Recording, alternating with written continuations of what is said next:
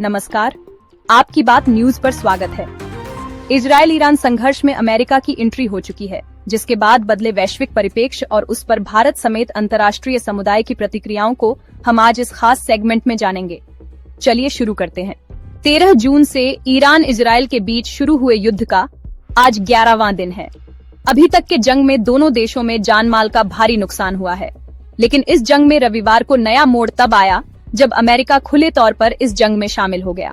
America ने Iran पर हमला करते हुए उसके 3 परमाणु स्थलों को निशाना बनाया है, जिनमें फोर्डो, नतांज और एस्फहान शामिल हैं। इसे ऑपरेशन मिडनाइट हैमर नाम दिया गया, जिसमें 7 स्टील्थ B-2 बॉम्बर्स, रिफ्यूलिंग और फाइटर जेट समेत 125 से ज्यादा विमान शामिल थे।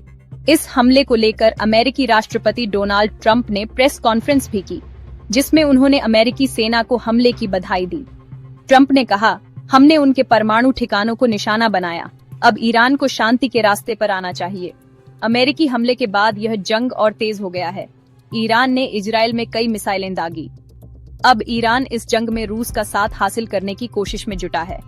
इसके लिए ईरान के विदेश मंत्री आज मास्को रवाना हो रहे हैं। इससे पहले ट्रंप ने एक सोशल मीडिया पोस्ट करते हुए हमले की जानकारी दी थी। उन्होंने एक पोस्ट लिखते हुए कहा था कि हमने ईरान में 3 परमाणु स्थलों पर अपना बहुत सफल हमला पूरा कर लिया है, जिनमें फोर्डो, नतांज और एस्फहान शामिल हैं। सभी विमान अब ईरान के हवाई क्षेत्र से बाहर हैं। अब शांति का समय है। उन्होंने सोशल प्लेटफॉर्म ट्रुथ सोशल पर इस हमले की जानकारी दी थी। इसके बाद ईरान ने जवाबी कार्रवाई की और इजरायल पर हाइपरसोनिक मिसाइल फतह-1 सहित लगभग 400 बैलिस्टिक मिसाइलें और सैकड़ों ड्रोन हमले किए। इन हमलों में इजरायल के तेल अवीव, हाइफा और यरूशलेम जैसे शहरों में भारी नुकसान की खबरें आईं। इजरायल ने भी जवाब में तेहरान सहित ईरान के सैन्य और परमाणु ठिकानों पर हमले तेज कर दिए, जिसमें कई उच्च पदस्थ ईरानी सैन्य कमांडर और परमाणु वैज्ञानिक मारे गए। अमेरिका के हस्तक्षेप ने क्षेत्रीय और वैश्विक स्तर पर तनाव को और बढ़ा दिया। संयुक्त राष्ट्र और कई देशों ने इन हमलों की निंदा की, जबकि कुछ ने अमेरिका और इजरायल का समर्थन किया। इस युद्ध ने मध्य पूर्व में एक बड़े क्षेत्रीय संघर्ष की आशंका को बढ़ा दिया है, जिसमें तेल आपूर्ति, क्षेत्रीय स्थिरता और परमाणु प्रसार के खतरे जैसे मुद्दे शामिल हैं। अमेरिका के इस हमले पर भारतीय और अंतर्राष्ट्रीय प्रतिक्रियाओं को जानने से पहले इजरायल ईरान संघर्ष के घटनाक्रम पर संक्षिप्त नजर डालते हैं। दिसंबर 2024, इजरायल ने ईरान के परमाणु ठिकानों पर हमले की योजना बनानी शुरू की। फरवरी 2025, इजरायली प्रधानमंत्री बेंजामिन नेतन्याहू ने अमेरिकी राष्ट्रपति डोनाल्ड ट्रंप को व्हाइट हाउस में ईरान के परमाणु कार्यक्रम पर प्रेजेंटेशन दी।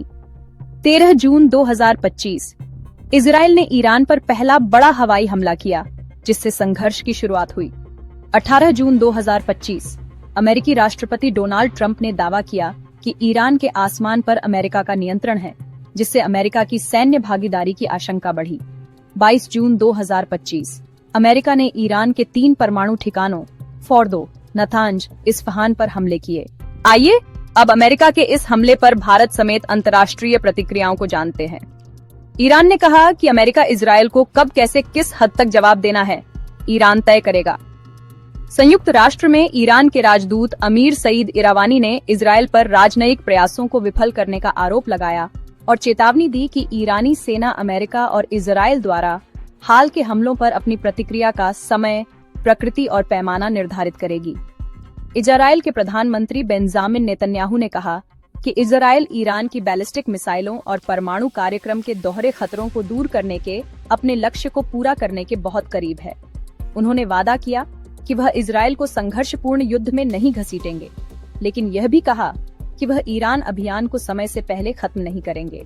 अमेरिका के इस हमले के बाद संयुक्त राष्ट्र UN की निगरानी संस्था international atomic energy agency IAEA ने कहा है, इस समय तक रेडिएशन के स्तर में कोई वृद्धि नहीं हुई है। IAEA ने आगे बताया, जैसे ही अधिक जानकारी उपलब्ध होगी, हम ईरान की स्थिति पर आगे जानकारी दे देंगे। अमेरिकी रक्षा मंत्रालय के मुख्यालय पेंटागन ने कहा है कि अमेरिका ईरान के साथ युद्ध नहीं चाहता है। अमेरिकी रक्षा मंत्री पीट हेगसेथ ने कहा, यह मिशन सत्ता परिवर्तन के लिए नहीं था और न ही है। अमेरिकी उपराष्ट्रपति JD वेंस ने कहा है कि अमेरिका ने ईरान के 3 परमाणु ठिकानों पर हमला कर उसके परमाणु कार्यक्रम को काफी पीछे धकेल दिया है। उन्होंने कहा, मुझे लगता है कि ईरानियों को परमाणु हथियार विकसित करने में कई साल लगेंगे। ईरान परमाणु हथियार बनाने का विचार छोड़ दे तो अमेरिका उसकी बात सुनने को तैयार है।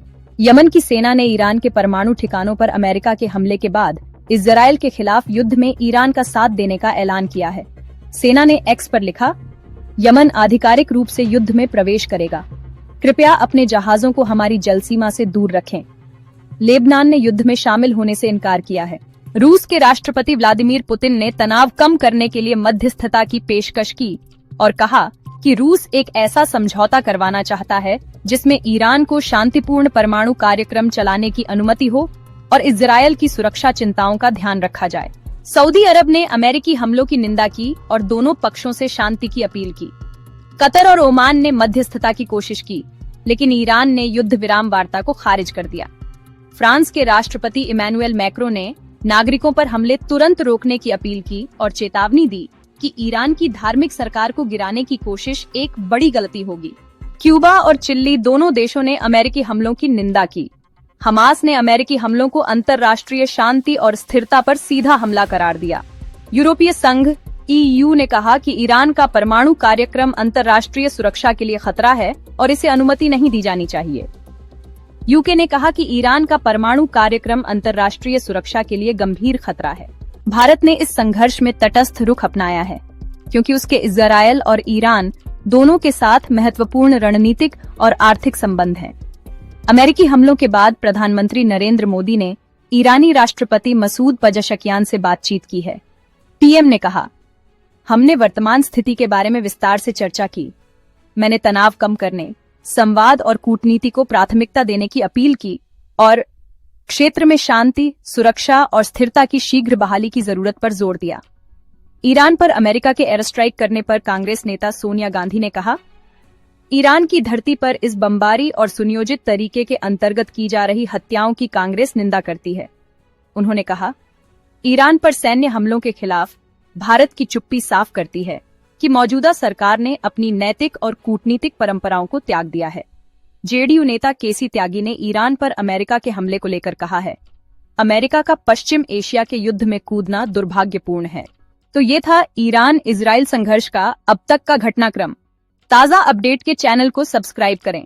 आपके इस संघर्ष पर क्या विचार है, हमें कमेंट बॉक्स में बताएं। क्या भारत को खुलकर इजराइल का साथ देना चाहिए या इसी प्रकार तटस्थ रहना चाहिए?